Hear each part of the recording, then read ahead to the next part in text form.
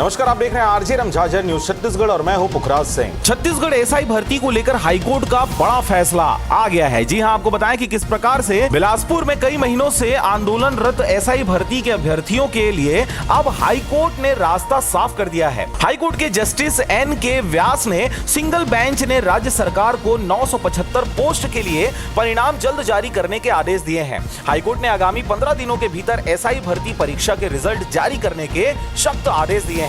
बता दें कि साल 2021 के अक्टूबर में राज्य सरकार ने 975 पोस्ट के लिए विज्ञापन जारी किया था, लेकिन अब तक परीक्षा के परिणाम जारी करने को लेकर अभ्यर्थी कई बार आंदोलन कर चुके हैं।